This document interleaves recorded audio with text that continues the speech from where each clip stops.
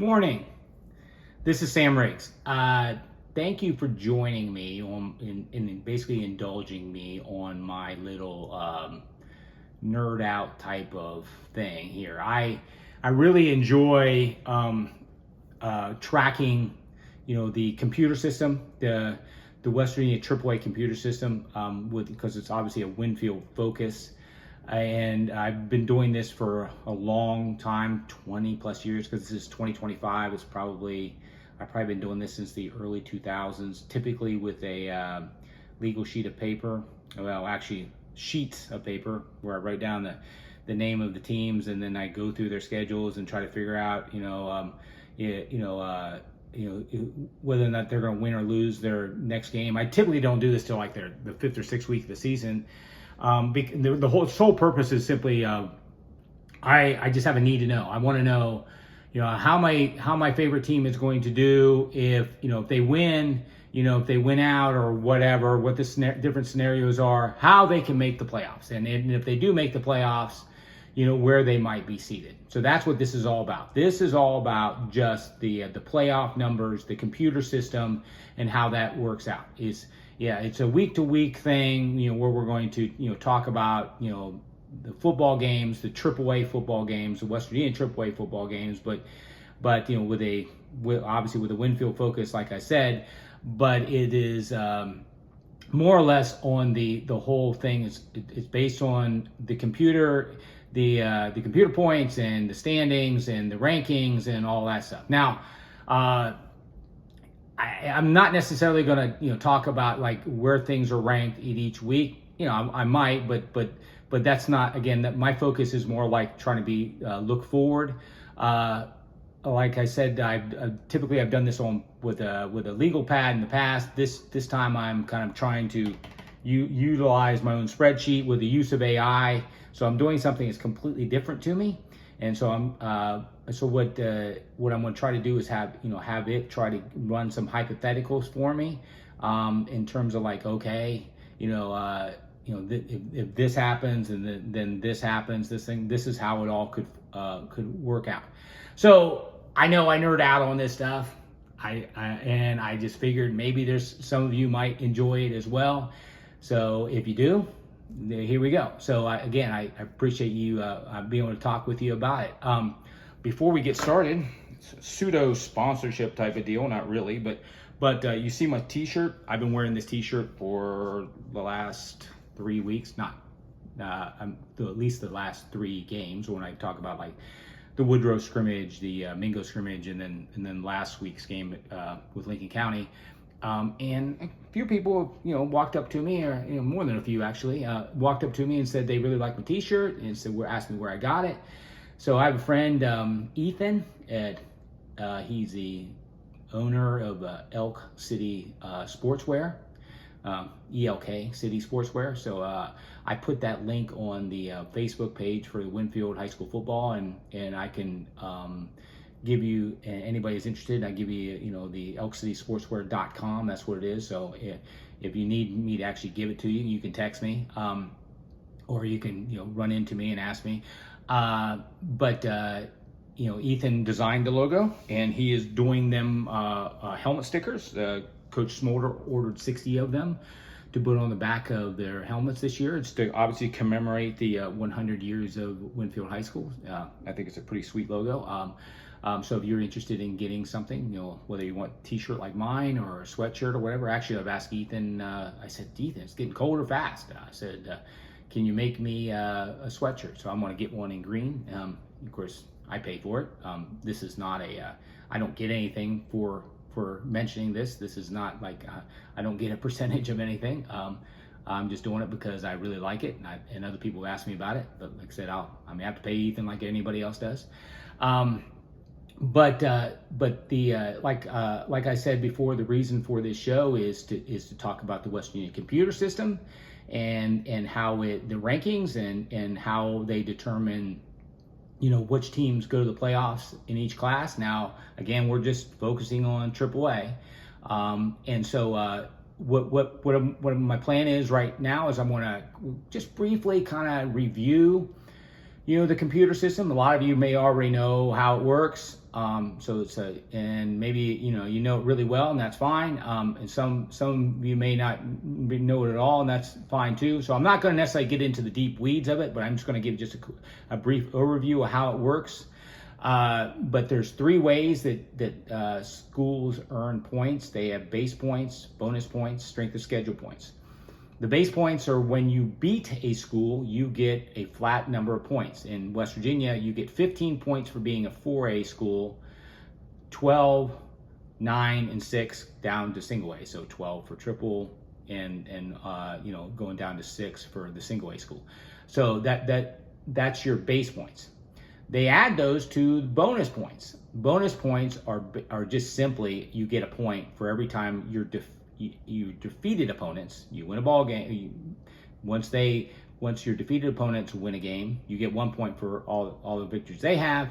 And then the strength of schedule points are based on your whether or not you happen to lose. So if you would happen to get beat, you still can earn points based on the strength of the opponent that beat you. So if they go on and win games, then you get a percentage of those victories. So you add those all 3 together, and then you divide by the number of games that your team plays, and you get an average, and that's how they give the weekly rankings, and that's how they'll do the season-long rankings. Now, not every team always plays 10 games. Point Pleasant only played 9 games last year, so their divisor, their number was only 9. But most of them are going to be 10. But that's how that works. So what we're going to do is I'm going to share with you on a weekly basis. I'll share you my computer screen. I'll share you my spreadsheet so we can run through some hypotheticals. I won't drive you crazy, or won't drive myself crazy by going through the infinite number of scenarios you can do. And we probably are not going to do this for a few weeks because this is obviously just going into week 2 of the season. We just finished week 1, so it's really not where we where we can start doing that necessarily in terms of like giving the hypotheticals, because then if you can run it out all those weeks, that's a lot of different scenarios. I think we're going to let it kind of work itself out a little bit, 4, 5, 6 weeks, meaning get to midway through the season, then we can start doing it just like I was used to do with the pen and paper. Hopefully it works. I've got set up with a hypothetical simulator in there. If it doesn't, I still can do it with a legal piece of paper and just run it all out like I used to. So if you're interested in knowing where the standings are currently, West Virginia Tailgate Central does a really awesome job of having the producing the standings for each class. But we're talking about the AAA class, but each class each week, and they do it pretty much as the games come rolling in on Friday night. So so you can see what's going on over there right now. What you're going to see obviously just 1 week of games. So it's the divisor is just 1, obviously, for every team that's played. The only team that didn't play in AAA was Fairmont Senior. So they were the only one with a bye week last week. But the teams on top are the ones who have beaten the 4A schools, and the next group of teams are 3A and so on. So so it's really, really early. So again, that's something we'll talk about. That's something we'll share going forward. Now, again, this show is all about the computer points and the focus of such. But I wanted to let you know that the small disclaimer. The opinion that I have is, or anything I express on here is just my opinion. It's not an opinion of the coaches, the teachers, the administrators, the players, students, anybody associated with Winfield High School or any other high school for that matter. This is just my opinion as a dad, as a fan, as a high school coach. I just my observations. Now, I say that because at some point in time we're going to have to get into predicting games, and you have to do that in order to give the hypotheticals, right? You have to say who you think is going to win certain games, so that so my opinion's my own. I do not claim to know it all by any means. I don't know all the schools in the state, and particularly, even AAA. I mean, it's some of it's just a guesswork. I would love to know anybody who has an opinion about certain things. I don't mind, differing opinions, because some people might know things a whole lot better than I do. So, and again, when it comes down to it, these are they're going to be hypothetical scenarios, but I'm not necessarily trying to just be right. I mean, in the sense that to say I'm right, I want to be right as in, okay, this is how things actually are going to work out. So let's talk a little bit about last week's games, and then we'll look forward to this week's games. Now, again, Winfield focused here. So what we're going to do is we'll talk about Winfield's games, and then we'll talk about all of Winfield's 2025 opponents and their games. Now, I'm not going to go crazy and break down all their games or anything like that, because what I'm going to try to do is I want to base it on the analytics or the computer points and that kind of thing, and how it helps Winfield and that kind of thing. So so what I'll do is we'll just talk about last week's games, and then we'll look ahead to next week, and then we'll do this each and every week. And again, we'll share the computer and we'll share the screen, and then we can go over some hypotheticals and stuff like that when the time comes. All right.